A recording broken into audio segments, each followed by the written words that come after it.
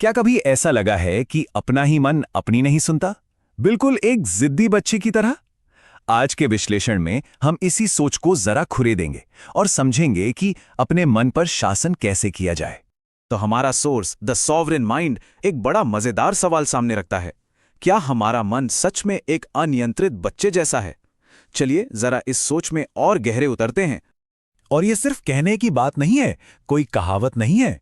Source के मुताबिक हमारा मन सच में एक बच्चे की तरह ही काम करता है, जो हर चमकती चीज, हर पल के सुख की ओर भागता है। और हमारी बुद्धि, वो एक सतर्क गार्जियन की तरह है, जो उसे खतरों से बचाने में लगी रहती है। तो चलिए सबसे पहले इसी बच्चे से मिलते हैं, जो हमारे अंदर है। देखते हैं कि इसकी आदतें कैसी हैं। ये जो मन है ना, ये बिना सोचे समझे किसी भी आकर्षक विचार या इच्छा के पीछे दौड़ पड़ता है। ठीक वैसे ही जैसे कोई बच्चा रंग बिरंगी तितलियों के पीछे भागता है। उसे ये समझ ही नहीं आता कि क्या चीज सच में फायदेमंद है और क्या चीज बस दूर से अच्छी लग रही है।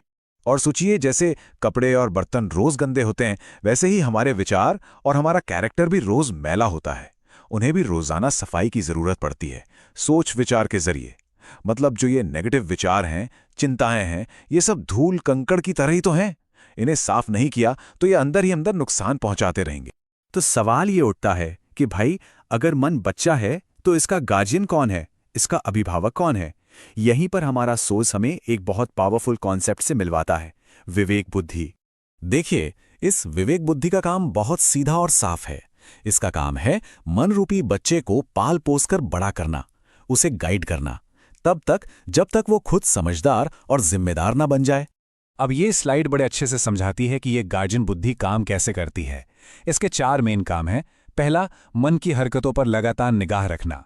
दूसरा, जब भी वो कोई गड़बड़ करे तो उसे टोकना। तीसरा, उसे सही गलत सिखाना। और चौथा, उसे बुरी आदतों और असर से बचाना। तो ये एक तरह का पूरा केयर साइकिल है।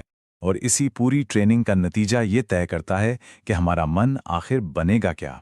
एक जालिम मालिक जो हम पर हुक्म चलाएगा, या फिर एक वफादार सेवक जो हमारी सुनेगा। जब मन को खुला छोड़ दिया जाए तो वो एक ऐसे बादशाह की तरह बन जाता है जो सब कुछ बर्बाद कर देता है। लेकिन जब बुद्धि उसे सही रास्ता दिखाती है तो यही मन हमारा सबसे ताकतवर, सबसे भरोसेमंद साथी बन जाता है। और इसी बात को हमारा सोर्स भगवद गीता के एक बहुत गहरे श्लोक से जोड़ता है। मन ही बंधन और मोक्ष का कारण है। मतलब साफ है, अगर मन मालिक है तो हम बंधे हुए हैं, और अगर ये सेवक है तो हम आजाद हैं।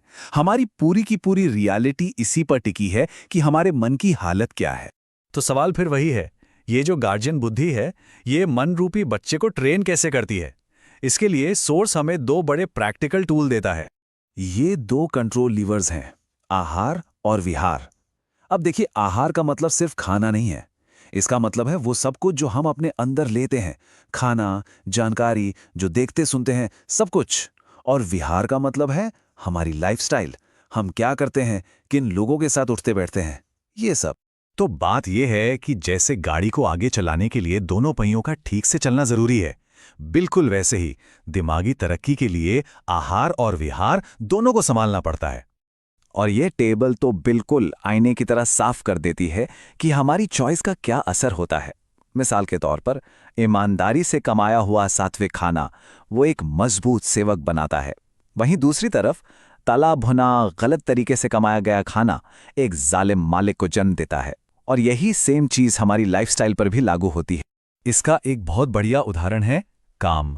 अब देखिए, कोई भी काम सिर्फ पैसा कमाने के लिए किया जा सकता है, या फिर उसे समाज की सेवा की भावना से भी किया जा सकता है। काम तो वही है, पर अंदर का इरादा, अंदर का व्यवहार उसके असर को बिल्कुल पलट देता है। तो जब हम अपने आहार और विहार को सोच समझकर होश में रहकर साधते हैं ना, तब हम अपने असली लक्ष्य की ओर बढ़ते हैं।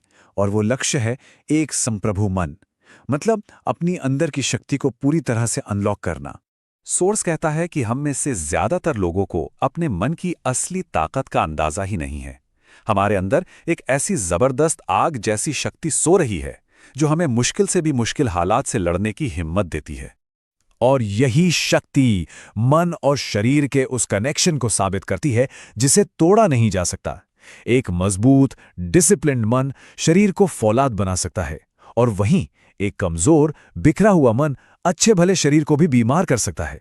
तो इस पूरी बातचीत का निचोड़ यही है, असली खुशी, शांति और तरक्की का जो खजाना है वो बाहर कहीं नहीं है, वो हमारे अंदर ही छिपा हुआ है। बस उसे ढूंढ निकालने की देर है। तो आखिर में सेल्फ गवर्नेंस या स्वशासन का मतलब मन को कुचलना नहीं है। नहीं, इसका मतलब है उसकी उस बेहिसाब एनर्जी को सही दिशा देना, तरक्की की दिशा। तो आज का ये विश्लेषण हम इसी एक सवाल पे छोड़ते हैं जिस पर हर किसी को सोचना चाहिए। आज इस वक्त मन का इंचार्ज कौन है? विवेक, बुद्धि या फिर वो पल पल में भटकने वाला मन?